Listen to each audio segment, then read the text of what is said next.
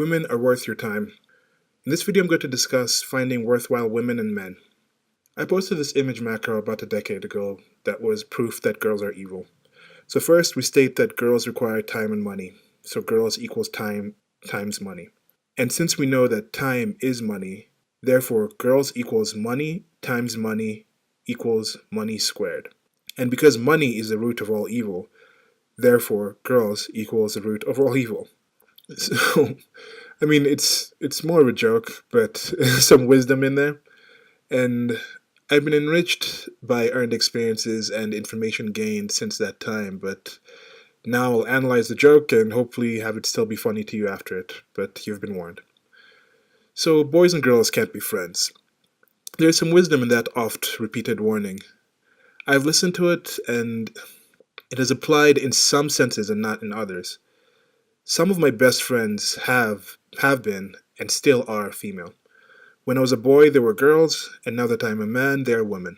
When it comes to the romantic sense, though, and I think this goes beyond just semantics, a main problem is people continue looking for boyfriends and girlfriends. They should stop this. I mean, relationships are grown folk stuff. Boys and girls cannot be this kind of friend. They shouldn't even have to be. I mean, don't consider them. We know this innately, and it even shows in our admonition of platonic friendships between genders. You know, you can't be friends with a girl because you likely want to be more. Or people just in general seeing two people of opposite genders being very friendly together and assume that they must be dating or have some kind of relationship. So I look back at the girls that I was friends with, and I think if they were not as cool as I obviously thought they were, why would I want to be friends with them? Now, if they're cool and they're also physically attractive, then why was I not interested in dating them? Or why did I not attempt to? So, sure, you don't have to want to be with every single person you talk to or appreciate, but thinking back, I could have dated some of them. I did want to date some of them. In many cases, I was oblivious to my feelings. In some, I was fearful of the rejection due to several things, including a low self-esteem, and others I just missed my chances. Or, I mean, not saying missed my chances, because it takes them being willing too, but in some cases I also ignored it. And also goes back to the thing, I was a boy, they were girls. This was an immature mental state. So, when we do say this, though, that girls and boys can't be friends, it sure as hell extends to also girls and boys can't be friends with privileges. Where does this come from? I think it mostly comes from how in most cases once you initiate that level of physical intimacy, you begin to see that person in a different light. You begin to see that person, you either consider that someone who was able to maintain that divided a relationship, break the physical away from the emotional that much, may not be really worth being a friend.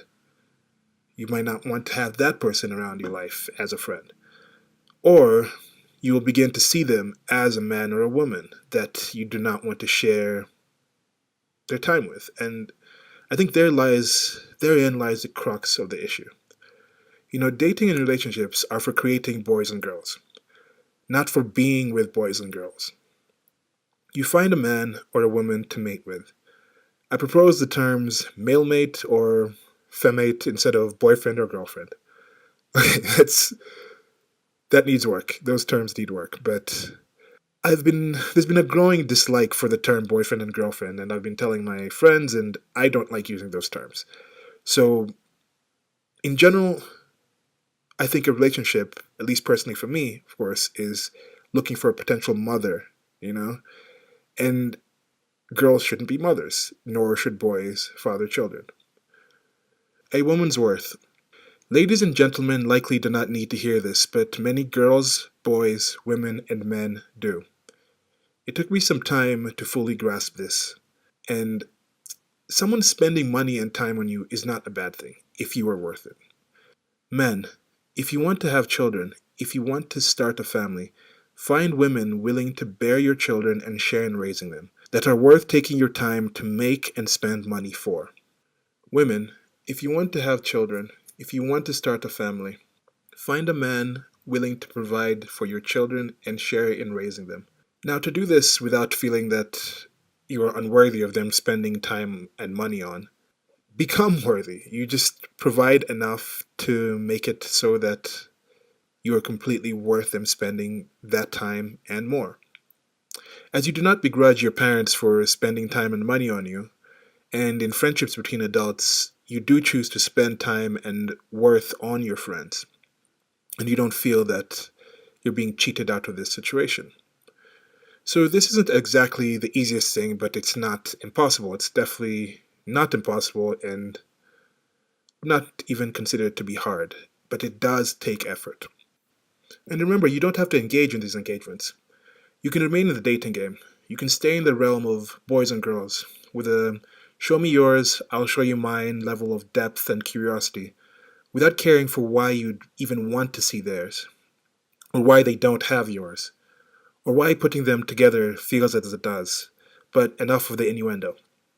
So I had a conversation recently with my BFF, and she expressed how glad she was to have found a mate, and I'm very glad for her as well.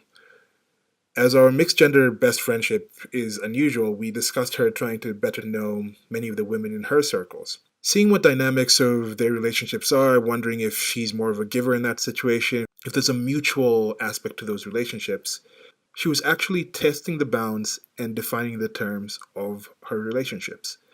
So I noticed it as nesting behavior, and we discussed how once you find that worthy mate, or actually part of the process of that is you want to improve yourself constantly and the environment that you're in. I told her how I was doing certain things as an investment for a potential future mate.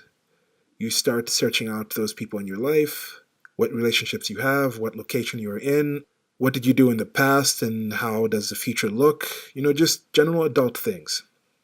And going back to relationships, what is it about? Why do people get together? In my opinion, if you're not planning on being a parent, there isn't really much point in getting married, getting that kind of relationship. And parenting is how life comes to exist. There are different levels of involvement in parenting. You can be a sperm donor for conception or gestate a child to birth and have nothing else to do with that life that you created, and you'd still technically be called a mother or a father. I consider this to be the equivalent of the girlfriends and boyfriends that are respectively riding and equipping the cock carousel so many imagine to be what dating is about. Instead of attempting some new descriptor like malrent or femrent, I'll offer this. Sperm banks do not require any direct male action for conception, and females in comas have been known to give birth. These are biological processes. We don't give accolades for breathing, nor do we talk about how brave and praiseworthy every reproductive act of every living being in the history of life, no matter how magical and fantastic the actual action is.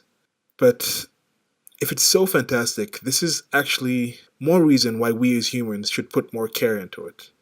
That's why we should be more specific and define what this is, point out the positives, encourage the positives, and actually praise only the positives of this and warn against the negatives. This process doesn't just begin during mating or post-coitus, let alone after birth. At a genetic level, we engage in this from our early years when we see the adults around us that are successful at reproducing.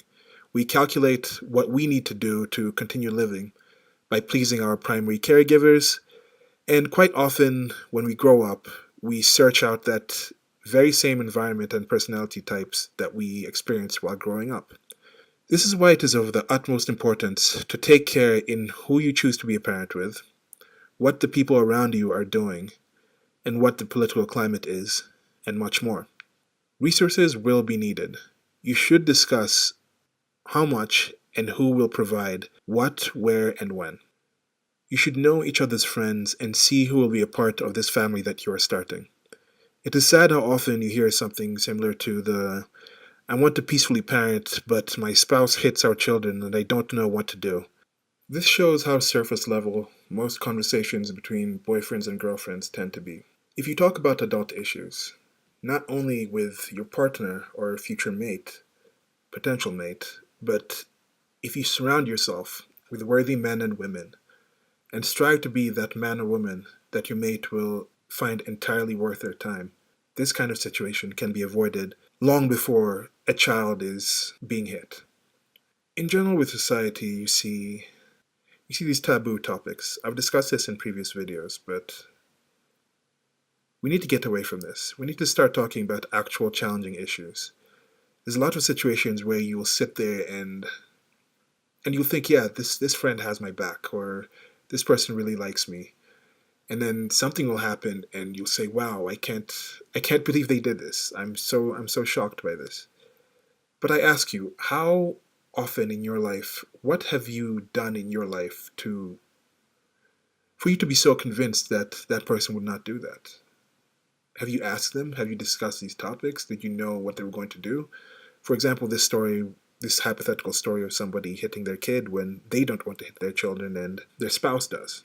In my case, I can't imagine this happening because I'm very vocal about my stance on peaceful parenting coming from the non-aggression principle. I talk about this with my friends. I talk about this here on the videos. It's part of me. It's important to me. It's something that I cannot be with somebody who wouldn't agree with this.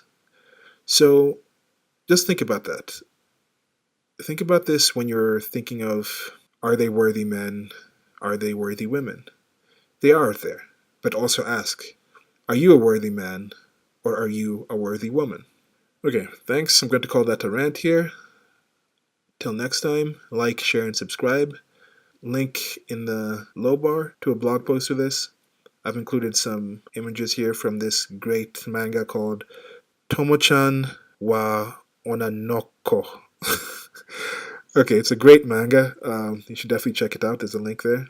So please check it out. One of my favorites. And it's a great video by Maxwell, This Woman's Work. Just thought about this with a This Woman's Worth title. Okay, bye. Like, share, and subscribe. Thanks.